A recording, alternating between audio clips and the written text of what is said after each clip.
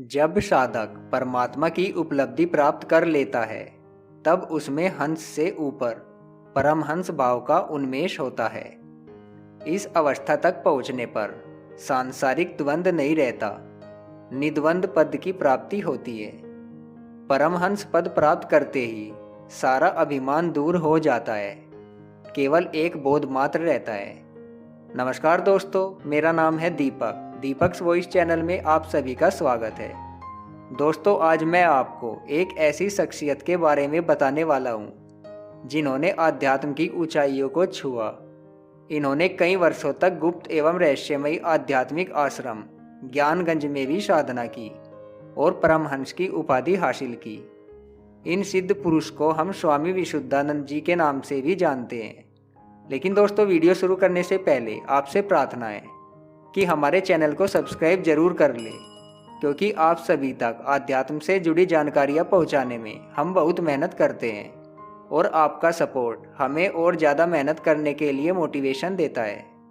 स्वामी विशुद्धानंद का जन्म पश्चिम बंगाल प्रांत के बंडूल ग्राम में 13 जून 1883 में हुआ था। इनके पिता का नाम अखिल चंद्र चट्टोपाध्याय एवं माता का नाम राजराजेश्वरी देवी था।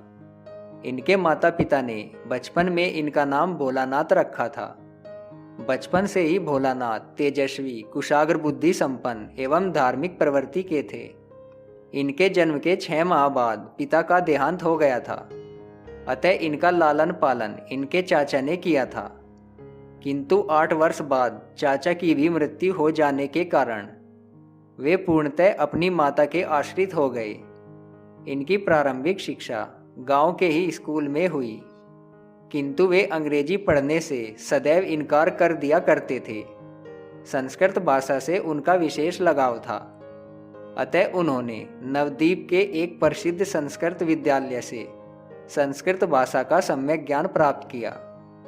भोलानाथ अपनी माँ से बहुत प्रेम करते थे। एक बार उनकी माँ एक गंभीर बीमारी से पीड़ित हो गई और उनकी हालत बिगड़ने लगी। तब उनकी चाची ने भोलानाथ से कहा कि अब तुम ही बताओ, मेरी दीदी बचेगी कि नहीं।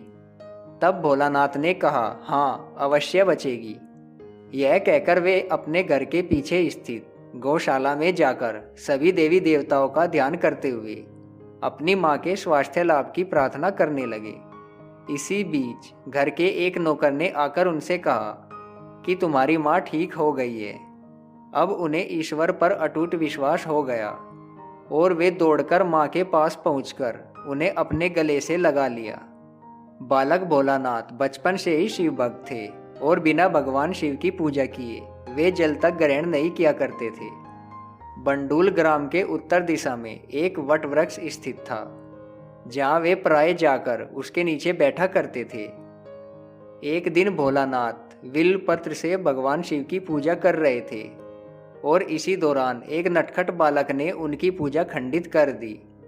तब उन्हें बहुत क्रोध आया और क्रोध में ही उन्होंने उसे यह कह दिया कि तूने हमारे शिव के साथ ऐसा किया है, अतः शिवजी का सांप तुझे डस लेगा। उस समय तो वह बालक वहां से चला गया, किंतु उसी शाम को एक सांप ने वास्तव में उसे डस लिया। तब सभी लोगों ने भोलानाथ से आग्रह किया कि वह उसे ठीक कर दे। तब उन्होंने बालक के मृत शरीर को स्पर्श किया और शिवजी से प्रार्थना की कि वे बालक को क्षमा कर दे। तब वह बालक अपनी चेतना में वापस लौट आया। एक अन्य घटना यह घटी कि बालक भोलानाथ को उनके ही घर के किसी सदस्य ने एक बार डांट दिया था, जिसके कारण वे नाराज होकर भगवान कृष्ण की एक मूर्ति लेकर निकटवर्ती तालाब में कूद पड़े। किंतु वे तालाब में जिधर भी जाते उधर का जल उनके साथ ही चलकर घुटने के नीचे ही रहता। यह आश्चर्यपूर्ण स्थिति को देखकर लोग विस्मित हो गए थे। इसी प्रकार की अन्य कई घटनाएं उनके साथ घटी, जिसके कारण उन पर किसी दैवीय कृपा का पाया जाना सिद्ध होने लगा और उनके असाधारण व्यक्तित्व से आसपास के लोग भी परिचित हो गए। भोलानाथ जब 14-15 वर्ष के थे तो एक बार सीढ़ी से उतरते समय उन्हें एक कुत्ते ने काट लिया। थोड़े दिन बाद उनके पूरे शरीर में जलन व पीड़ा होने लगी। तब घर वालों ने उनका बहुत इलाज करवाया, किंतु कोई लाभ नहीं मिला।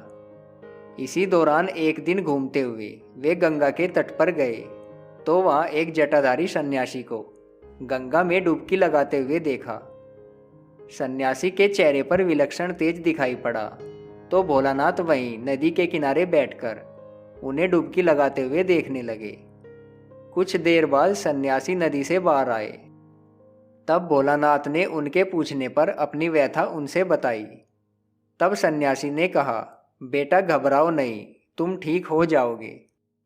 ऐसा कहते हुए सन्यासी ने कोई औषधि खाने के लिए उन्हें दी और अपनी हथेली भोलानाथ की हथेली पर रखी तो उन्हें बर्फ जैसी शीतलता का अनुभव होने लगा और उनकी तबीयत धीरे धीरे ठीक होने लगी।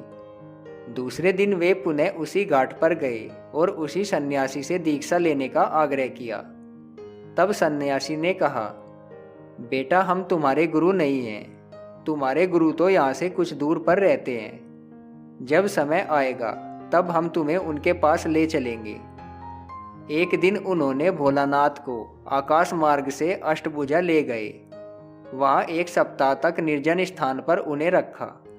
इसके बाद हिमालय स्थित विज्ञान एवं योग शिक्षा के केंद्र ज्ञानगंज आश्रम ले गए।